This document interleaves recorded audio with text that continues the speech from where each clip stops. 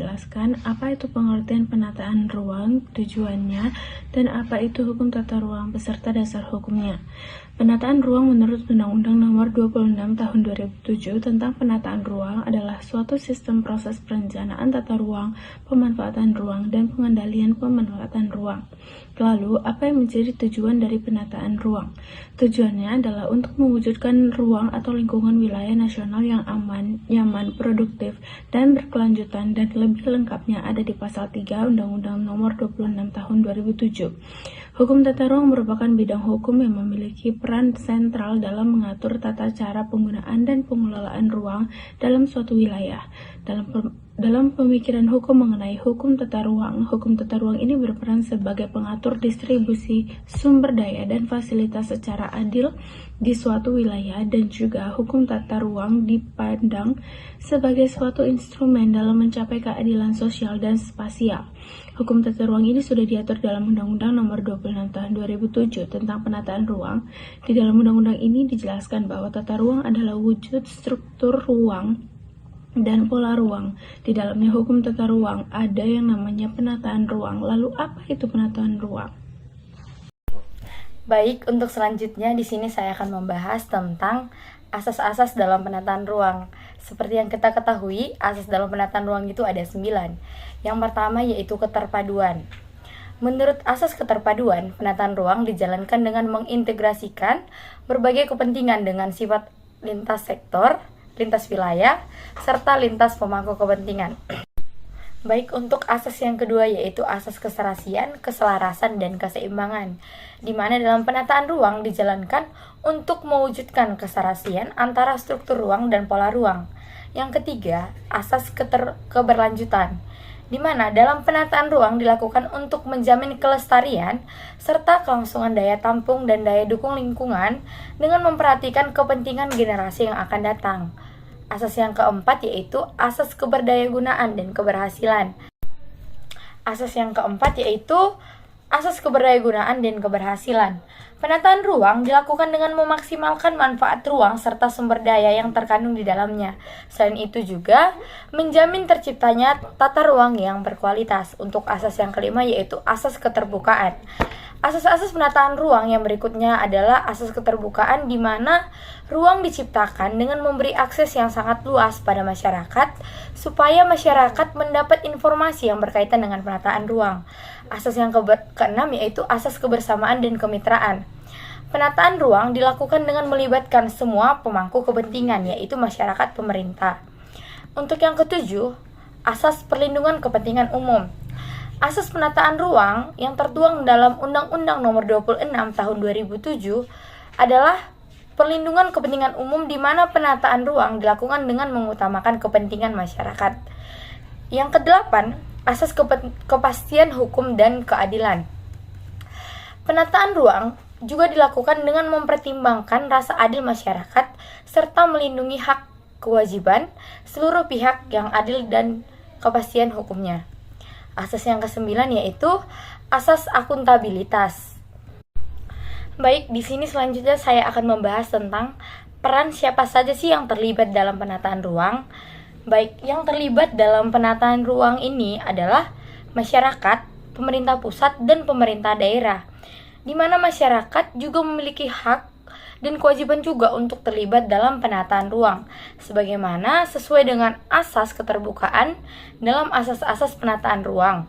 Sedangkan pemerintah pusat dan daerah memiliki peranan peranan masing-masing yang sudah diatur dalam Undang-Undang Nomor 26 Tahun 2007 tentang penataan ruang. Baik, selanjutnya itu adalah peran dan kewenangan antara pemerintah dan juga masyarakat. Yang pertama akan dibahas itu adalah peran dan kewenangan pemerintah dalam penataan ruang, di mana pemerintah terbagi atas dua, yaitu pemerintah pusat dan pemerintah daerah.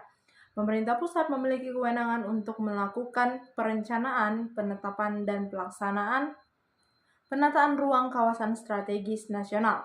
Sedangkan pada pemerintah daerah memiliki kewenangan yaitu meliputi pembinaan, pengaturan, dan pengawasan penataan ruang wilayah provinsi, kabupaten, dan kota.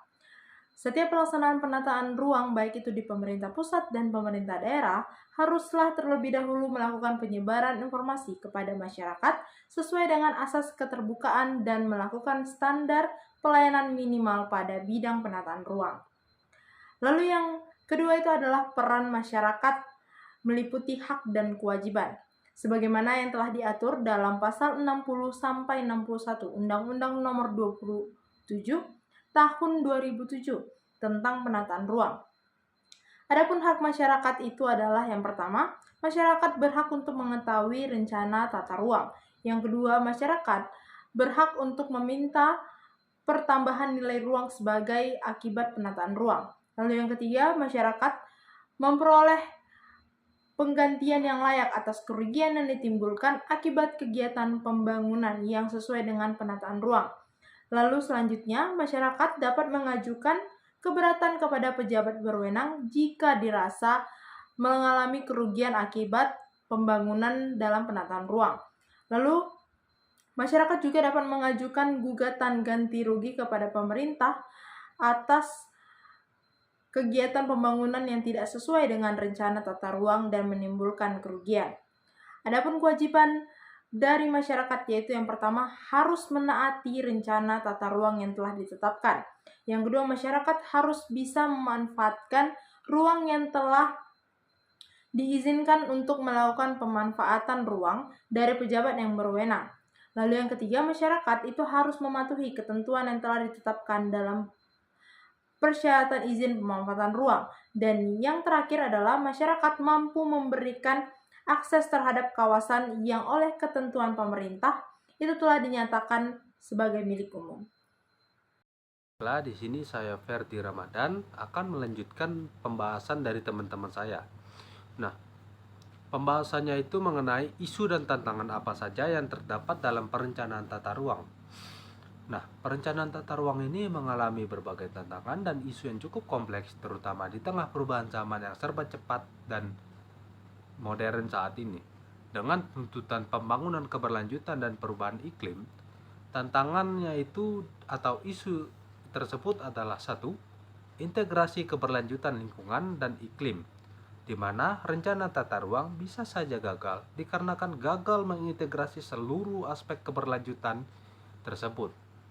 Yang kedua adalah neoliberalisasi dan peran swasta, di mana pihak swasta bisa saja menjadi aktor dalam tata ruang namun terkadang akan bertentangan dengan kepentingan publik dikarenakan mereka lebih fokus untuk mencari profit dibandingkan memikirkan perencanaan tata ruang dan pembangunan keberlanjutan tersebut.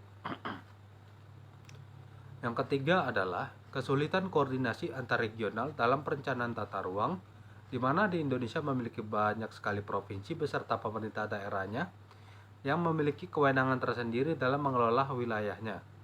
Terkadang hal ini juga dapat menimbulkan ketidaksinkronan perencanaan tata ruang dari pemerintah pusat dengan pemerintah daerah. Yang keempat adalah kurangnya sumber daya antar daerah. Nah, sumber daya di sini bisa merujuk kepada sumber daya alam ataupun sumber daya manusia yang tak jarang menimbulkan kesulitan dalam perencanaan tata ruang di Indonesia, baik itu dalam skala nasional ataupun dalam skala daerah, dikarenakan perbedaan kapasitas sumber daya manusia dan teknologi yang tersedia. Sekian pembahasan dari saya.